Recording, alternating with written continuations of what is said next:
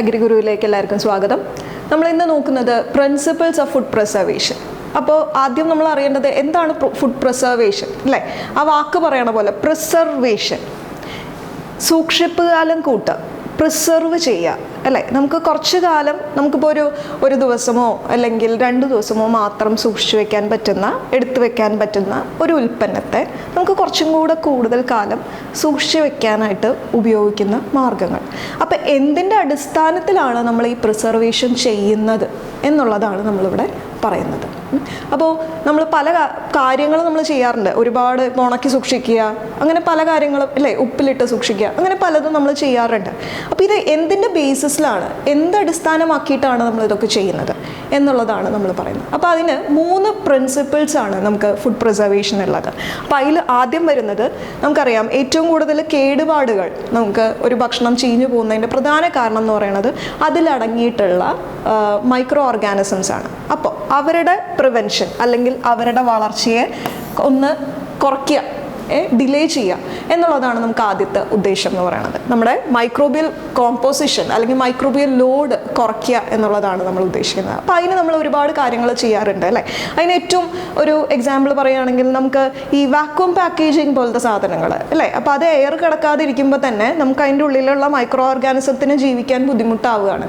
അങ്ങനത്തെ നമ്മുടെ micro organisms ഉള്ളിൽ കയറാനും അത് വളരാനും സാധ്യതയില്ലാത്തൊരു കണ്ടീഷൻ അങ്ങനെ നമുക്ക് വേണമെങ്കിൽ ചെയ്യാം. അതിന് നമ്മൾ പറയാറുള്ളതാണ് asepsis, keeping out of the micro organisms, asepsis. അപ്പോൾ നമുക്ക് അങ്ങനെ വേണമെങ്കിൽ നമുക്ക് ചെയ്യാം അല്ലേ? നമ്മളവിടെ ചെയ്യുന്ന ഒരു മെത്തേഡ് എന്ന് പറയുന്നത് നമ്മുടെ പാക്കേജിങ് മെറ്റീരിയലാണ്. ഇനി നമ്മൾ സാധാരണ വീട്ടിൽ അച്ചാറൊക്കെ ഉണ്ടാക്കുമ്പോൾ നമ്മൾ എന്ത് ചെയ്യും? അച്ചാറിൻ്റെ മുകളിൽ കുറച്ച് എണ്ണ ഒഴിച്ച് വെക്കും അല്ലേ?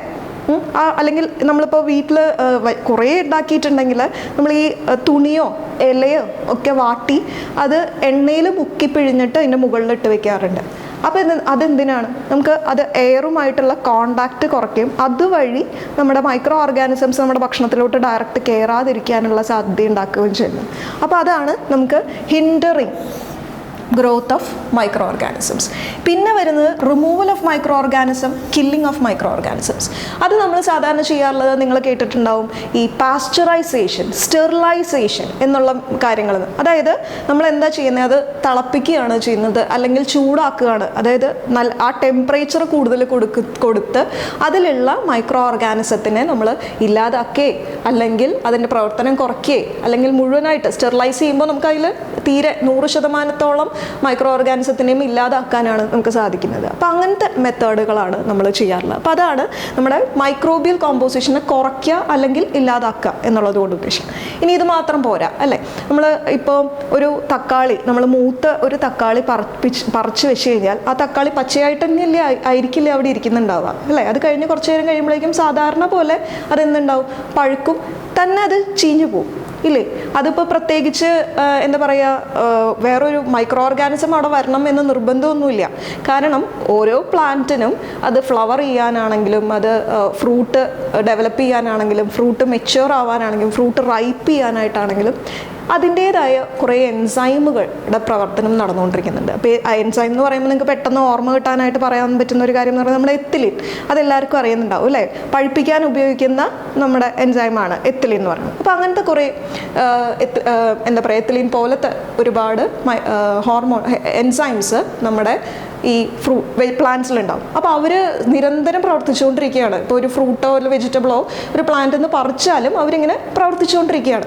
അപ്പോൾ അവരുടെ പ്രവർത്തനം നമുക്ക് കുറയ്ക്കാനായിട്ട് സാധിച്ചു കഴിഞ്ഞാൽ സ്വാഭാവികമായിട്ടും നമ്മുടെ ഭക്ഷണത്തിനെ കുറച്ചു കാലം കൂടെ സൂക്ഷിച്ചു വെക്കാനായിട്ട് സാധിക്കും. അതാണ് നമ്മുടെ സെക്കൻഡ് സ്റ്റെപ്പ് എന്ന് പറയുന്നത്, prevention or delay of self decomposition of the food.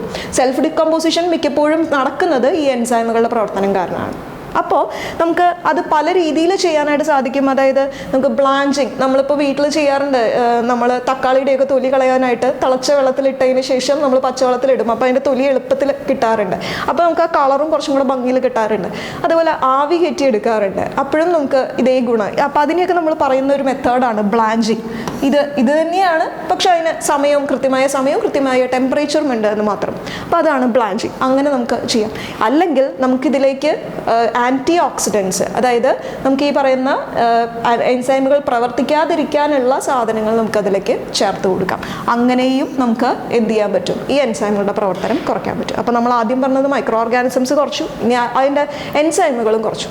പിന്നെ നമ്മൾ ചെയ്യാറുള്ള ഒരു കാര്യം എന്ന് പറഞ്ഞാൽ നമുക്ക് എല്ലാവർക്കും അറിയുന്നതാണ്, ഇപ്പോൾ ഒരു മാവിൽ നിന്ന് മാങ്ങ ഇട്ടു, നിങ്ങൾ കുറേ മാങ്ങകൾ ഉണ്ടാവും അല്ലേ. അപ്പോൾ ആ മാങ്ങ മുഴുവൻ അങ്ങനെ എടുത്ത് വെക്കുകയാണെങ്കിൽ അതിൽ ചിലപ്പോൾ ഇടിച്ച് ചതഞ്ഞതുണ്ടാവും, എന്തെങ്കിലും പുഴുക്കൂത്തുള്ളതുണ്ടാവും, എന്തെങ്കിലും പ്രാണി കുത്തിയതുണ്ടാവും. അങ്ങനെ ചിലപ്പോൾ ഈ ഇടിച്ച് ചതഞ്ഞതിലൊക്കെ കല്ല് കയറിയിരുന്ന് അവിടെ ചീയൽ വന്നിട്ടുണ്ടാവും. ചിലപ്പോൾ ഈ ഏതെങ്കിലും കിളികൾ കൊത്തിയിട്ടിട്ട് ആ ഭാഗത്ത് എന്തെങ്കിലും പുഴുക്കൾ കൂടുതലായിട്ട് വന്നിട്ടുണ്ടാവും. അതൊക്കെ നമുക്കെടുത്ത് മാറ്റി ഒഴിവാക്കിയാൽ നമുക്ക് എന്ത് ചെയ്യാൻ പറ്റും, ബാക്കിയുള്ളതിനെ കൂടുതൽ കാലം സൂക്ഷിക്കാൻ പറ്റും.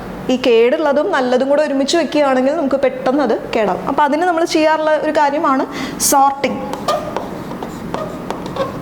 അപ്പോൾ ഈ സോർട്ട് ചെയ്യുന്നത് വഴി നമുക്ക് എന്ത് ചെയ്യാൻ പറ്റും, ഈ പറയുന്ന ഏതെങ്കിലും ഇൻസെക്ട്സ് വഴിയുള്ള കേടുപാടുകളോ അല്ലെങ്കിൽ മെക്കാനിക്കൽ ഡാമേജ് ഉണ്ടായിട്ടുള്ള സാധനങ്ങളോ ഒക്കെ ഒഴിവാക്കാൻ പറ്റും. അതുവഴിയും നമുക്ക് എന്ത് ചെയ്യാൻ പറ്റും, നമ്മുടെ ഭക്ഷണത്തിന് കൂടുതൽ കാലം സൂക്ഷിക്കും. അപ്പോൾ ഈ 3 പ്രിൻസിപ്പിൾസാണ് നമ്മൾ പ്രിസർവേഷന് വേണ്ടിയിട്ട് ഉപയോഗിക്കുന്നത്. അപ്പോൾ ഇത് ബേസ് ചെയ്തിട്ടാണ് ഒരുപാടധികം മെത്തേഡ്സ് നമുക്കുള്ളത്. അപ്പോൾ ഇത് ഏതെങ്കിലും ഒന്നോ അല്ലെങ്കിൽ 3ഉം കൂടിയോ നമ്മൾ ചെയ്യുമ്പോഴാണ് നമുക്കൊരു ഭക്ഷണത്തിന് അതിൻ്റെ സാധാരണ സൂക്ഷിപ്പ് കാലത്തേക്കാൾ കൂടുതൽ സമയം നമുക്കത് സൂക്ഷിച്ചു വയ്ക്കാനായിട്ട് സാധിക്കുന്നത്.